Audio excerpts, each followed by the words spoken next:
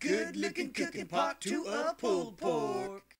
Oh hey, I'm glad you stuck around for part 2. Pulled pork from the pen to the plate. It's a beautiful day in Southwest Texas, and I'm getting hungry. Let's get to the cooking. First things first, let's give this meat a rinse and a quick trim. Chop.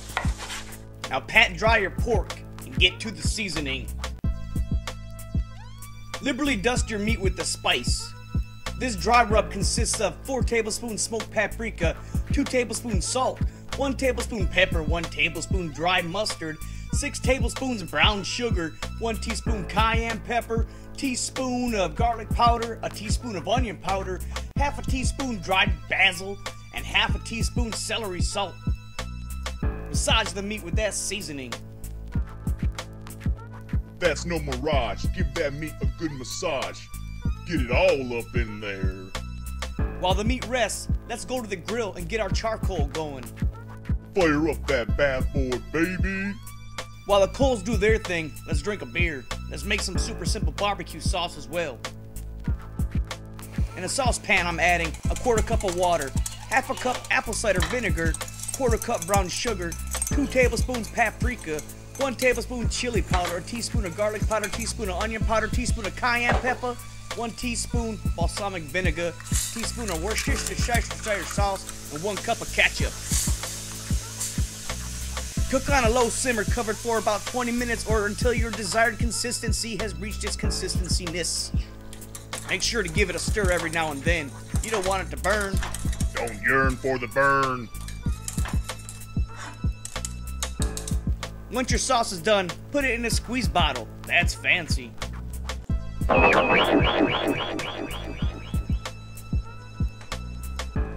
Be the cream of the crop and put on that top. Bitty bop bam! Let's go check on them coals. I was being lazy, so I just left the meat on the sheet pan. It's crazy to be lazy. After soaking my hickory and apple wood chips in water for about 30 minutes, they're good to go. Normally, I would slowly cook this meat for 8 to 10 hours between 230 and 240 degrees, but I have beer to drink and I'm feeling lazy, so I'm just gonna smoke it for about 2 hours and finish it in a crock pot. Remember to add a second batch of wood chips after about 40 minutes of cooking.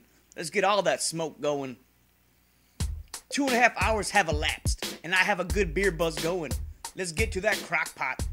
I'm happy to greet that meat with what you got in that crock pot. I love crock pots. Me too. I'm in love with crock pot pulled pork. I'm going to add about half a cup of water, half a cup of apple cider vinegar, just to get it going. As the pork cooks, it will release a good amount of liquid itself and help to keep everything moist and juicy.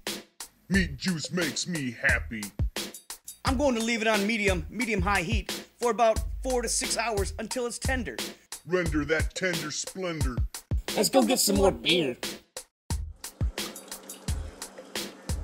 Check that out. The meat just wants to jump off the bone and into my face.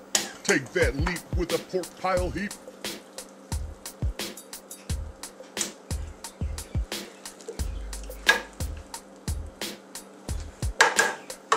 Thumbs up. Perfect for pulling. Let's shred this feast of pig beast. That's what she said. Taste your meat and adjust the seasoning to your taste and may need a little salt. After removing the meat, I strained and reserved about 2 cups of liquid.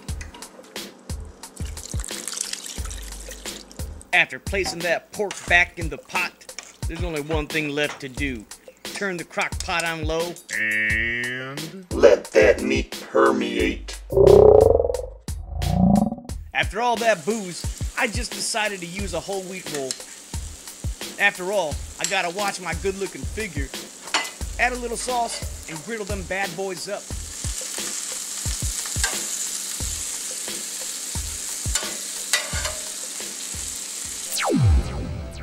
And just like that, pulled pork sliders from the pen to the plate.